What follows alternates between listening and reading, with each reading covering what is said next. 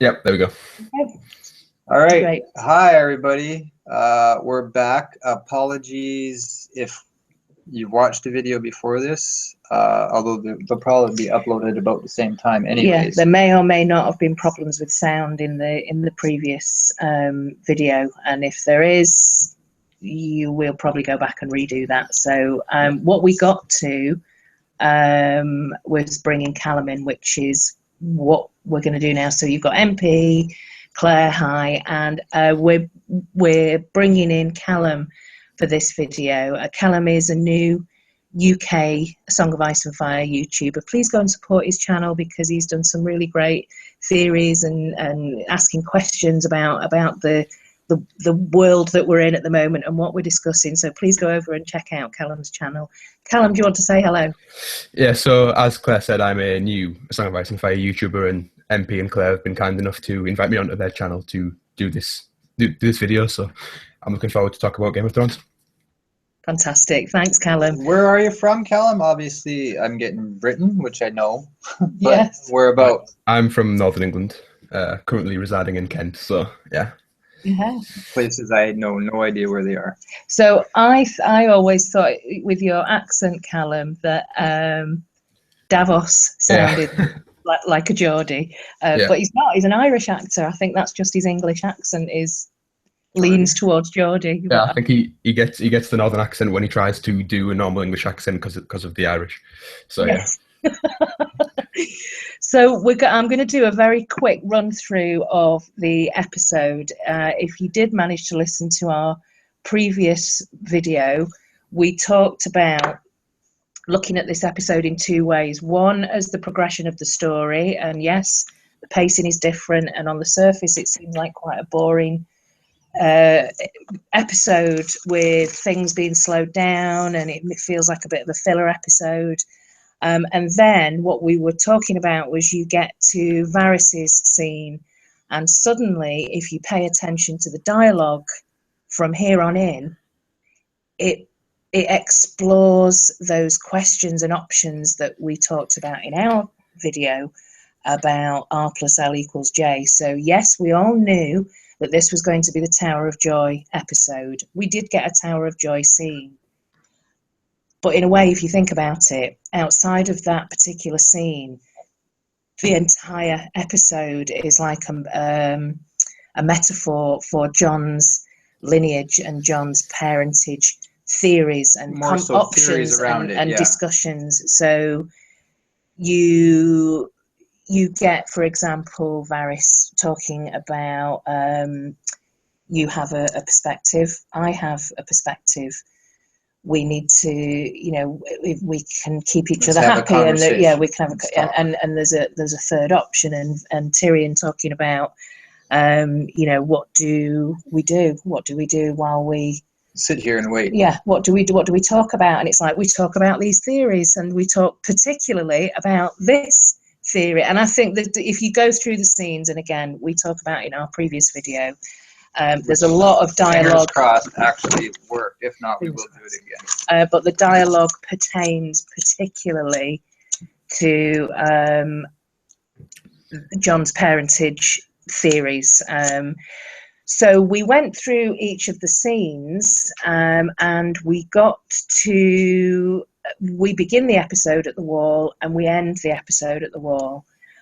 So we'd already talked, Calum, about the first scene where Jon, post-resurrection. Yeah.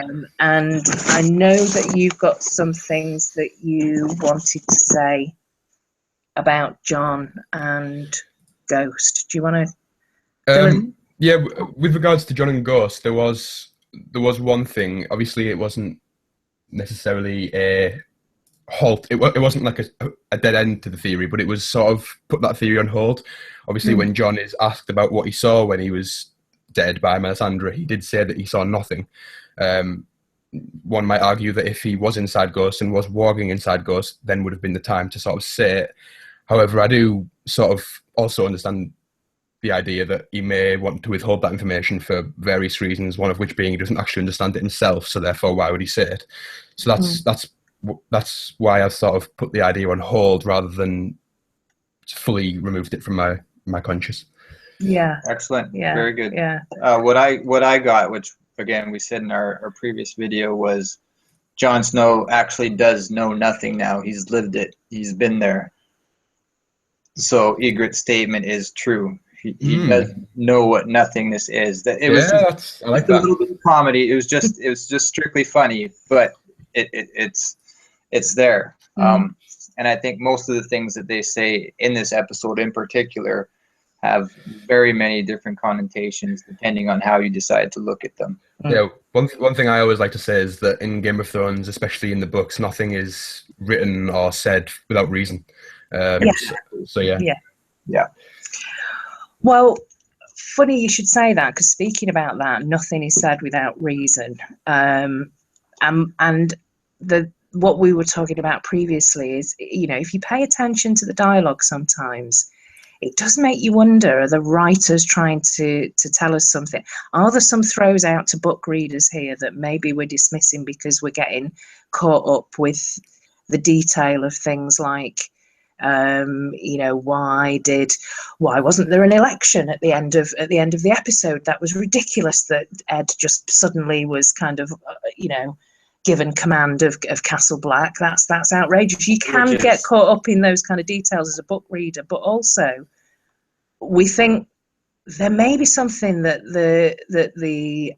Dan and Dave could be trying to tell us here when we think about the dialogue. And there's something that we were talking about earlier this week, Calum, with some repeated dialogue. Do you want to talk us through that? Yeah, so I have noticed quite a few connections between Ned and Jon. So I went back and I watched and I did some more research, and I found out that one particular quote is of extreme importance, and that quote is from Ned in season 1, and I believe that this quote also is identical in the books, which is that the man who passes the sentence should swing the sword. If you would take a man's life, you owe it to him to look into his eyes and hear his final words. If you recall, at the end of the episode, Jon looked into the eyes and asked for the final words of each man he was about to execute. Yeah. He then made a point of Jon swinging. Hishbur then made a point of Jon swinging the sword across the rope. Obviously, to further follow those instructions. The sword isn't, in my opinion, often used in hangings. To my knowledge, it's usually just sort of like a lever. So the fact that Jon had it set up so that he had to swing the sword speaks volumes to me, and I think it is definitely a hint at something. I'm sure we're going to go into that more in depth later, but yeah, I'll leave it there for now. Well, based on what we were saying in our previous video, that would be a link to, well, here's another theory. Maybe Jon is more like Ned than the R plus L equals J-ers think. So, there are options again around, which I think is a definite argument in the book. Is there a stronger link? There is the nature versus nurture. Arguably, he's more like Ned just because he's paid attention to Ned. He's idolized Ned and watched Ned, and that's why he picks up these traits. There's an argument there. Jon Stark versus Jon Targaryen. That's what we're talking about here. But there's some other. This is where we're going to talk about, I suppose this is asking questions, because although we've talked about this, Calum, this is like a real conundrum for me, and I've been thinking about it this week. Why have we had that repeated dialogue? So there's two examples where it's word for word. Yeah. It's been said before. So the first one is, the thing is, they both involve Ned. So the first one is when Jon Snow is training Ollie when he first recruits him to the Night's Watch. He says, and I quote, "Keep your sword up or I'll ring your head like a bell." Then in Bran's first vision in episode 1 of this season, I believe, Ned says the exact same thing. And then moving on to this episode, Sir Arthur Dayne says to Ned, "I wish you," something along the lines of, "I wish you good fortune in the wars to come," which is obviously the exact same thing that was said by Mance Rayder to Stannis. So there's definitely something of significance there. I definitely don't think it's coincidence. It's too coincidental to be coincidence. And like I said, going back to the first point, nothing is ever done in this sort of narrative without reason. So I do think there's definitely something there. But it's word for word. Sorry, go on. it's word for word, and that's got to mean something. It's intentional. Yeah. There's a reason why they're doing it. Yeah. There's a purpose for it. So that's just a great argument in Well, itself. we can start by saying, is the message just, hey, listen, history does repeat itself, you know, and we're trying to illustrate to you here that things do go in waves or circles. It could be, but then when you couple that with the previous point of Jon following Ned's execution instructions word for word, literally word for word, even going out, like even making a point of swinging the sword when he doesn't perhaps need to, you sort of get the feeling that there's a connection between them, maybe that the more casual or maybe even book readers aren't particularly picking up on. People are, in fact, like I do think that R + L = J theory does have legs and it does have strong evidence, but absolutely, there's definitely small pokes and hints and maybe even nods at the fact that that might not actually be true. It could be the distraction for, you know, the bigger reveal, so to speak. Are you saying, well, and just feel free to correct me if I'm wrong, but are you possibly saying that you think Ned saying it to Jon or Ned saying it to Benjen in the first one, I guess that would be brothers anyways, forget it. What I was going to say was, are you thinking that possibly Mance is Jon's father? Was a question I was going to ask, but maybe that's not where you're going because it actually doesn't work. Well, no, I think the what we're discussing here is there a link I around get it. My head's just spinning, the repeated conversation. You could look at this as, are the showrunners trying to say to us, look, there's a real link here between Ned said exactly the same words as Jon, like exactly the same words. So is there a strong link there? If I could just say something really quickly, I think you may have said this in your previous video, but I'm not sure. George Martin has been quoted by saying that he hates endings that are predictable. Yes. So it's, and not even just endings, but just predictability in itself. So it's sort of strange to me that he would leave such obvious clues for R + L = J. Now, don't get me wrong, I don't want people saying, "Oh, I don't believe it." I mean, I do definitely agree that it has legs and it has strong evidence, but I'm just sort of thinking, obvious. It's buried. You have to look for it to find it, for sure. And when you find it, and when you discover it, whether it's by yourself or somebody tells you, you think, "Oh my God, of course." Well, yeah, actually, when I look back, so it is there. It might not be obvious to readers who are just wanting the enjoyment of the story. I know when I've reread this series probably about 6 or 7 times now over the years in total, like a spin cycle at one point. Definitely the first read for me was just sheer enjoyment of, this is an enjoyable adventure, and I'm really enjoying this book. And when it came to little hints that I came across on my first read, I always just thought, well, I'll find that out at some, it's there for a reason and we'll find out at some point. Then you go back and reread a couple of times, and I think it was probably on the third one that I started thinking, well, there's this something here about Lyanna and then Rhaegar, and it was, you're looking at me for verification. I can't so help it. Whether you come to this conclusion yourself or whether it's you've read it on forums or whatever, it's there as an established theory, absolutely. And I guess the question is it there because that is the answer and it's true, because it's strong and there's lots of evidence weaved into the story, or what about these other questions? What about other things? And what about if you dig a little bit deeper and make different interpretations and different connections? And I think I said either in the last video or the one for the last episode about sometimes there are things that are right there in front of you in the story, in the dialogue, but because you're concentrating on something else or something else that's bigger going on in the story, your attention is misdirected, and it might be like the 12th, 15th, 200th time that you've read it that you suddenly go, whoa, right, okay. This is why I enjoy rereading this story, because there are different things that you see every time. And it was a similar experience for me this week with the TV show. I hated the first watching of it. I hated it. I mean, we fell out about it and everything. We had a fight about it. We're friends again now. But on the second watch, after the Varys scene and paying attention to the dialogue, I enjoyed it a lot more, because I was able to kind of open my third eye almost in terms of this episode this week. So I do hope that we haven't lost the sound on that other episode. But no doubt. I got the thing just to add in here, basically start us off. Calum, you had mentioned likes and dislikes, and what is your rating for the episode? On a scale of 1 to 5, and you're going with links here. Honestly, I'd probably give it a 3 at best. 3? Okay. And I can tell you why right now if you want. Yep.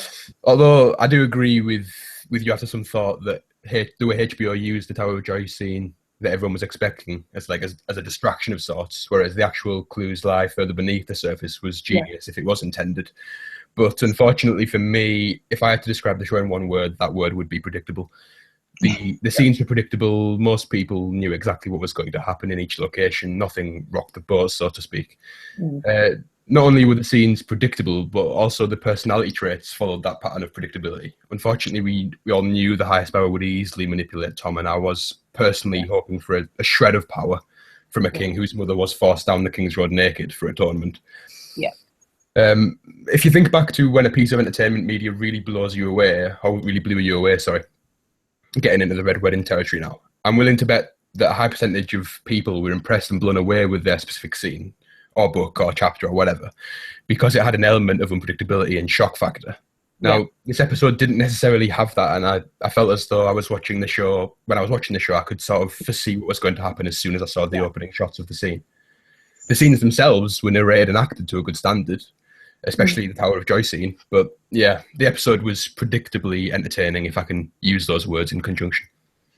Absolutely, I agree, Calum, and I think probably there's going to be a fair majority out there as well that are going to be slightly disappointed, maybe just show watchers only, but actually book readers as well, being little bit disappointed that we didn't get the answer, the big reveal. Oh, we did. This is the Tower of Joy episode. We're going to get R plus L equals J laid right out and confirmed for us.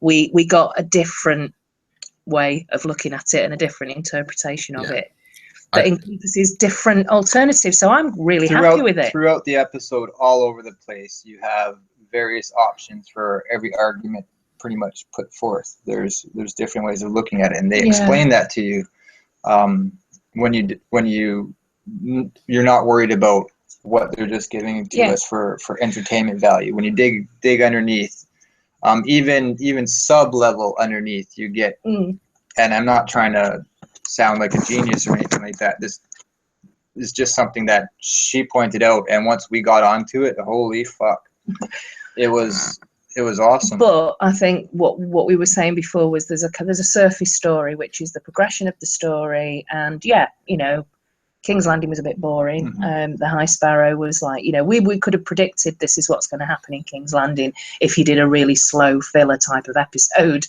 you could have kind of written the script for that. Yeah. I agree that it was predictable, absolutely.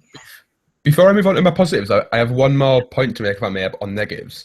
Yes. Finally, my final point on negatives, I'm not trying to be too negative, obviously I love the show, but my final negative point is that, in my opinion, Daenerys' plotline didn't progress to a point of being interesting. For me, there's not enough Dario, there's not enough Jorah. Now, you could rebut that and say that there's only so much time per episode and they have to fit everything into those minutes, but you've got to bear in mind that the premiere episode was only 49 minutes long, which leaves ample time, in my opinion, to include and or expand on this storyline and certain others. It's a very good point. I had one thing about the Daenerys episode, which I'll reiterate here. What it was that it was kind of an opposite of the Bran's episode. The scene exactly right before it, where Bloodraven is telling Bran that he's not going to stay in the cave his whole life. He will be free. And the Dosh Colleen are telling Dany that if she's lucky, she'll have to stay there with them for the rest of her life. It's like this. Yeah, I like that juxtaposition. Yeah, exactly. Juxtaposition. The other thing that we mentioned about Bloodraven in this episode, Callum, it's worth repeating again, even if we do manage to recover that the other episode that we did, was there are subtle throws to book readers with Bloodraven. Do you remember in the have you read the Duncan Egg novel?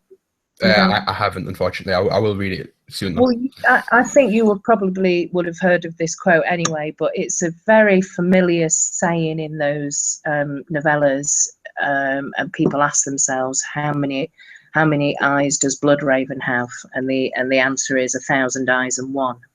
Yeah, and it's quite a famous quote, and a lot of people say it.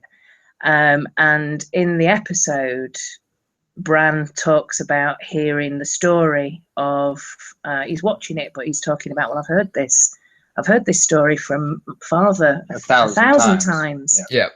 And he actually says 1,000, and then back in the cave, Bloodraven says, "You won't be here forever. You won't. You're not going to be an old man here like me 1,000 years." Yeah. And it's like, well, hang on, you've not been there. If you're Bloodraven, you've not been. I'm thinking about the kind of timeline theories type of thing, but it was again a nice subtle throw to Bloodraven's depiction and reference in the actual literature. How many eyes does Bloodraven have? And right before they cut out of the scene and they show Bloodraven, he's got a shadow over one eye, which is kind of cool. It's a little bit of a nod. I actually had a root, but it's a shadow. I actually had like a short, pretty unevidential theory on the three-eyed crow. Okay. I'm not sure if you want me to go on it now. My theory on the three-eyed crow, it's like, I'm just going to preface this by saying that it is quite circumstantial. There's not a lot of hard evidence, but I do think that it makes sense. Throughout the past couple of episodes, we have heard the line of, "If you stay too long, you will drown," with regards to Bran wanting to stay in his visions, for what the three-eyed crow determines to be too long. The three-eyed raven seems to know for absolute certain that if Bran stays in the visions for too long, then he will be trapped inside of the vision and will be unable to return to the material world where his body lays. Now, in the books, obviously, as you were just alluding to, the weirwood tree roots have grown through him. I think there's two sides to this. The first of which being that I take it as a figure of speech, being that the roots have grown into him and therefore he has become one with the weirwoods and can utilise their power. But I also take it as literally, like the tree has literally formed around his body, which begs the question of how, and more importantly, why. My answer to that would be that the three-eyed crow was actually trapped inside his own vision for decades, maybe even centuries, because he stayed too long. And when he finally figured out how to escape and how to teleport back to his body in the material dimension, the tree had grown around and throughout his body, and he was stuck, hence why he's currently making so much of a point about it to Bran. That's cool. I like that. Yeah, I like that. And actually, when yes, because he says, doesn't he? You're not going to stay here forever, but you're going to have to stay here till you learn. And Bran says, "What? Learn what?" And he says, "Everything." Yeah. So that's really interesting, actually, if you think about what I've been saying I think I mentioned this in the small council. Are we going to see Bran kind of outgrow Bloodraven? Because Bloodraven seems quite right from the first visions, like, whoa, didn't expect you to do that. And he seems to be quite powerful, Bran, and we kind of expect that from him, I think, in the books as well. Is he going to be the most powerful green seer? So that's quite interesting, actually, in terms of just power. And he winces when Bran talks to Ned, and Ned seems to respond. Like, you get a close up of Bloodraven, and he's like, yeah, like that was troublesome somehow. The thing is, what I found extremely interesting about that particular just section of the scene that you just alluded to about the fact that Ned seemed to hear Bran, was that if he actually did hear Bran and it wasn't just circumstantially, like there was a noise behind him or whatever, then that sort of opens up a lot of theories about the fact that Greenseers can change the course of history. Yes. Yes. Yes. Opposed to Don Willi. Absolutely. Well, because he said, didn't he, the ink's dried, you can't go back and change anything. But actually, how powerful is Bran? Yeah, maybe. You know, if his father can hear him, and we're getting these little clues. Which are in the book as well. When we got the Tower of Joy scene, when we were watching it together, and it cut out, you know, and it was like, oh, we're going to go back. Are we going to go back in this episode? Are we going to be able to see the rest of it? We're going to know what's going on inside that room. Yeah, I thought personally that Bran was about to head back there before the end of the episode. Well, I was like, he's going to go off on his own and try to interact. We probably will. Maybe, I don't know when. Maybe we won't. Maybe that was just it for the entire season. We just kind of sprinkled that little bit, and it was the fight with, you know, because it's a kind of from a show perspective. I think he wants to get back there. I think we probably will, and if we do, is it going to be Bran just going back on his own because he's that powerful, or he's discovered how to do it, or I don't know. I've got a question for you, and it's something that's discussed quite a lot. I can't exactly remember which episode. I think it was season 4 when the three-eyed crow says to Bran, "You won't walk again, but you will fly." How did you guys interpret that? Go on.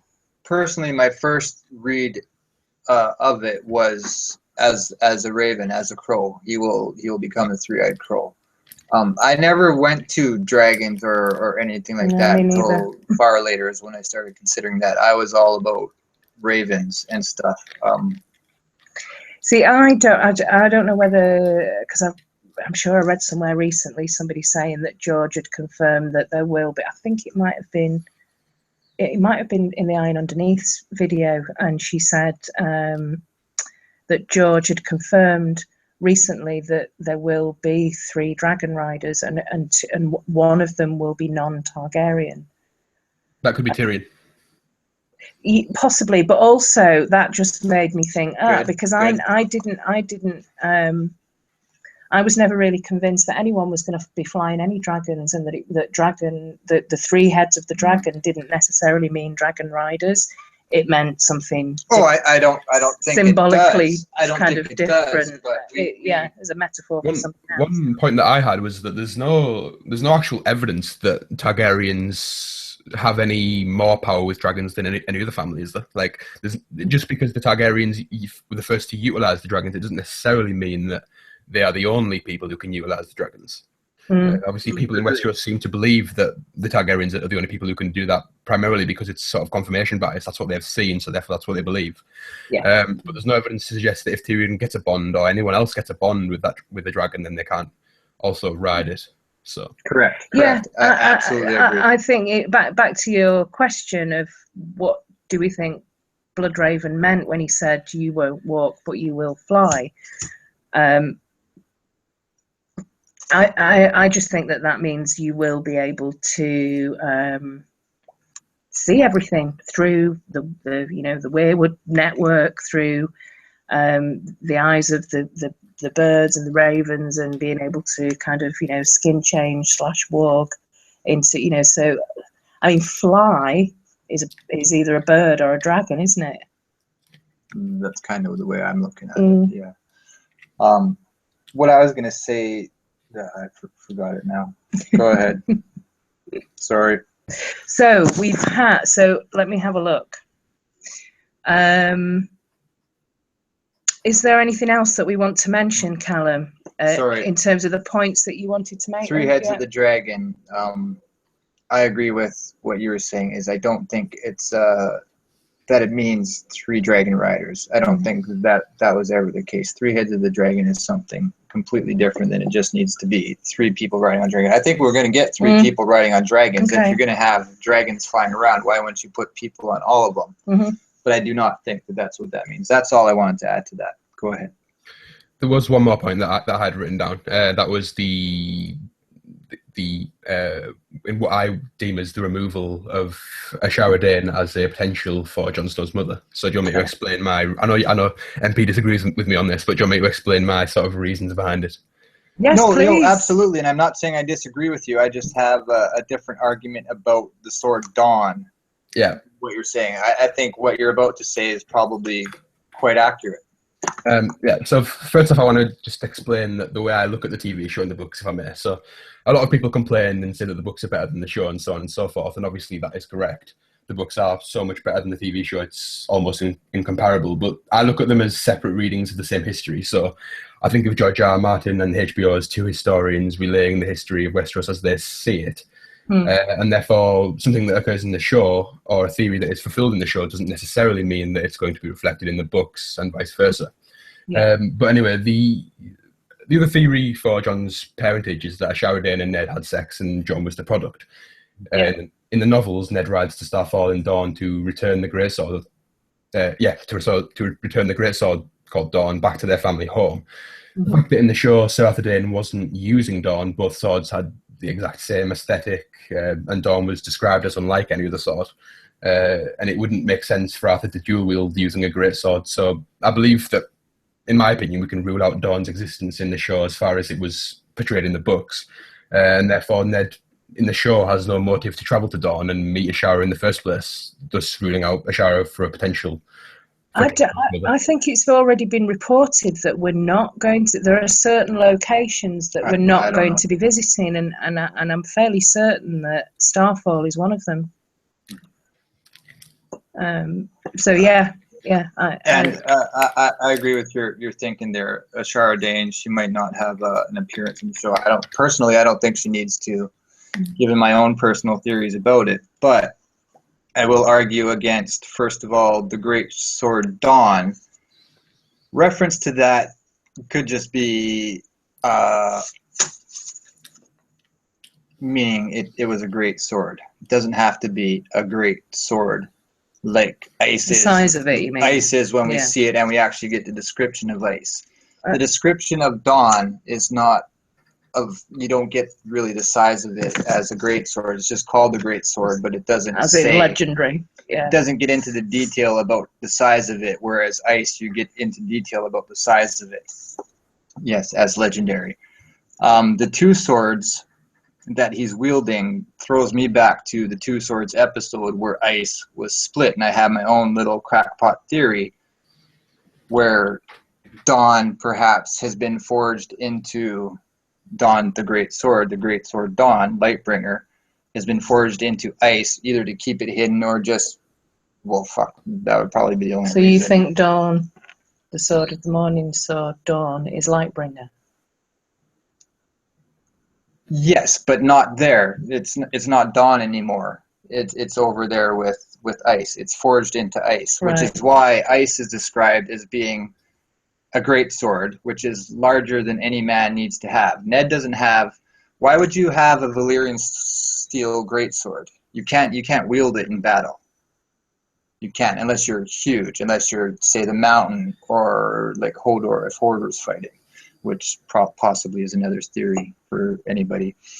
But you have to be super huge. So why would you ever create a Valyrian steel greatsword? What's its purpose? I don't know. I don't know enough about the swords, to be honest. And the description of ice is that it's bigger than any sword needs to be. Right. So why is it so big? And I know what a greatsword is. I know it's because bigger it's than two most swords swords. in one. It's the greatsword Dawn plus the original ice put together to make it an even bigger sword. Now we have Valyrian steel within ice. We have it split already, which gives us two swords, which is what we're shown here, which is the reverse. We've had the previous already, or we've had the future or the past already. And now we're getting the history showing us what was happening to it, and now it's split again into two different swords. Yeah, I like that. I've got a question. Yeah, I did follow that. I do very much like that avenue of thought. One question for you is that how would, obviously Dawn is seen to be, well, I take it as literally forged from a fallen star. How do you take that as literal or metaphorical? Because if it's literal, if you take it as literal like I do, then how do you forge together Valyrian steel and the remnants of a fallen star? Like, would they actually merge together? Or have I misread your theory there? Well, a little bit. I haven't gone too much. I know what you're saying. Dawn's forged from like a fallen star, and it's not the Nisa, which is the Lightbringer, and forged that way.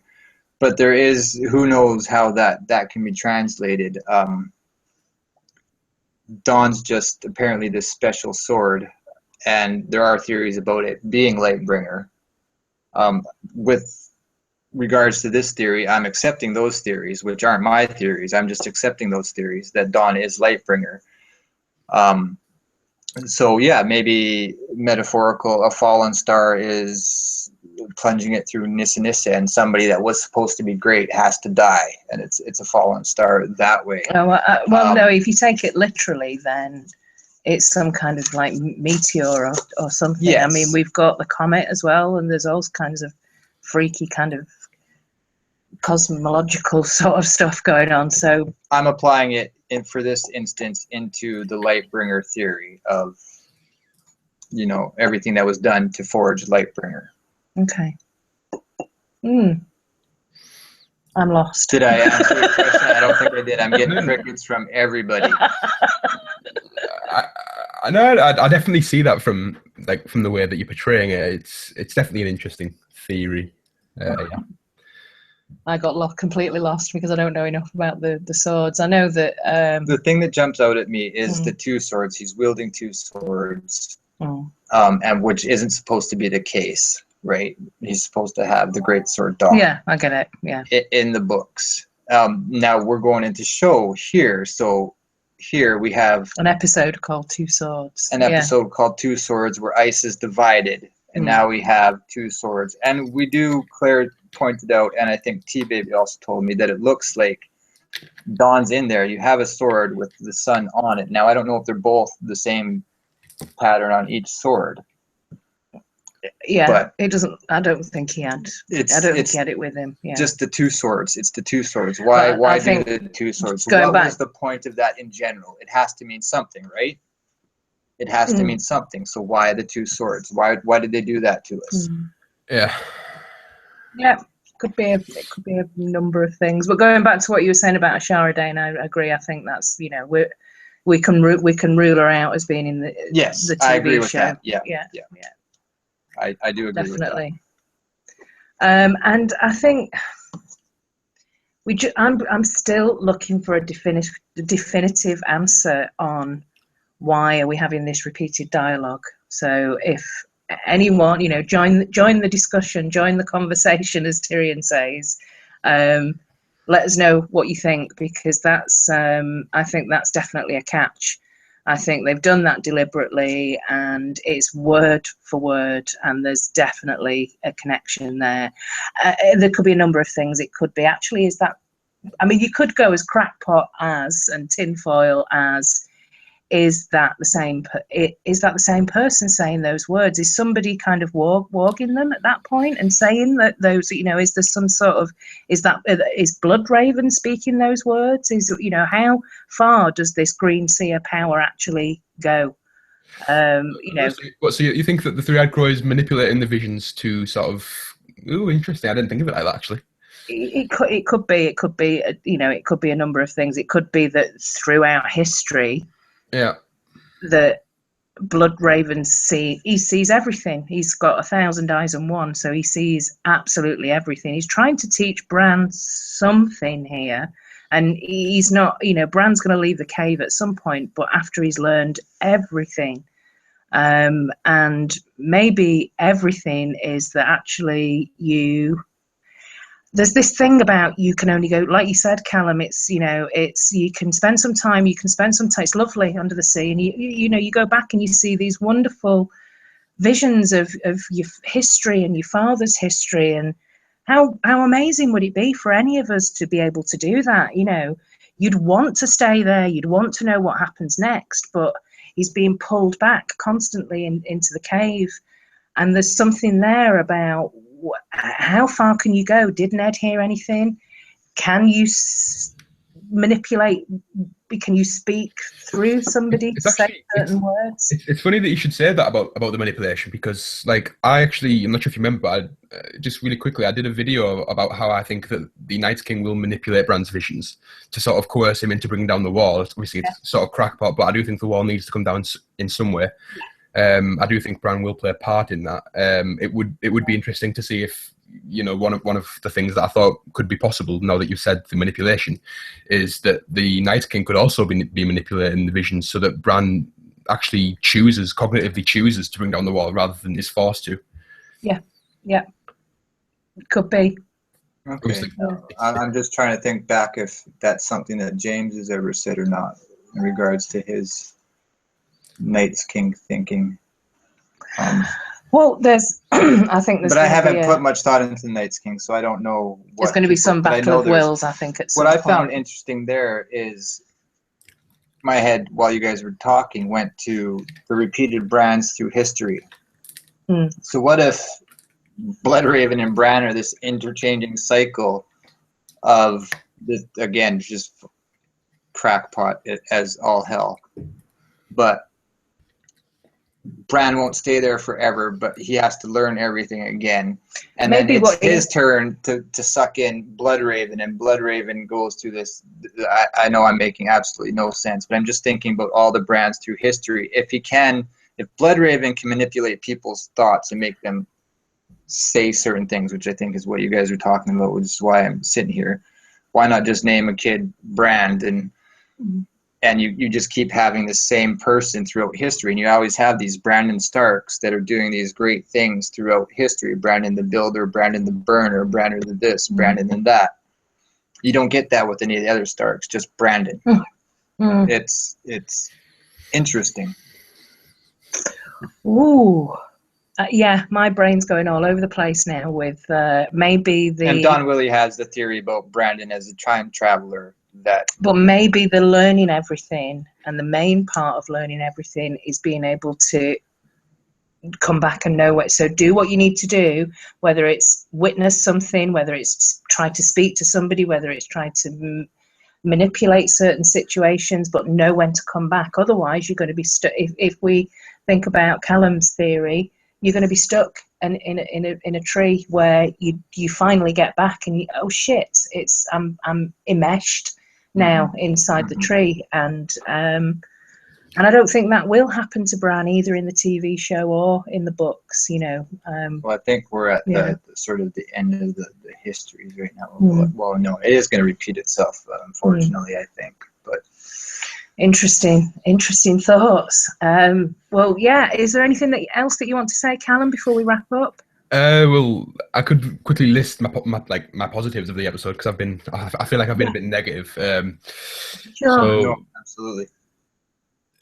So, in my opinion, the fighting sequence at the Tower of Joy was the best sword fighting, if not combat sequence, that I've ever seen. I thought, other than the length, it could have been a bit longer, but the actual sequence itself, I thought, was absolutely fucking incredible. Yeah. So there's the first. The second is that I think that Small John Umber's portrayal was perfect. I think that's exactly how the son of a Northern Lord would act.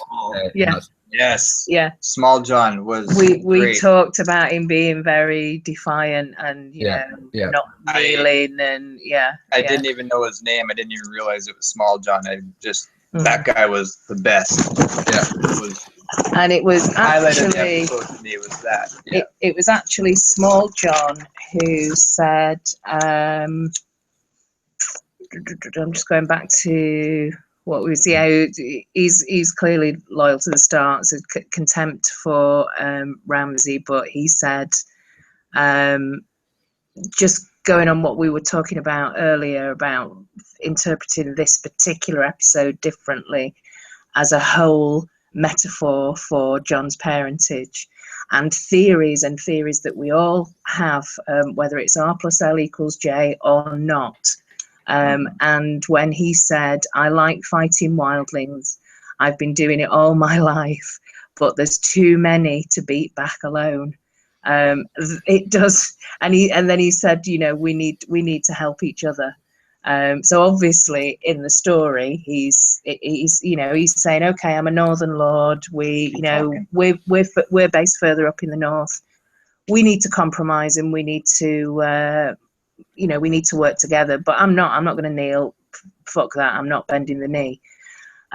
Maybe there's a bit of respect there from Ramsay, who knows, but certainly there was some misdirection around Shaggy Dog. I'm fairly certain of that.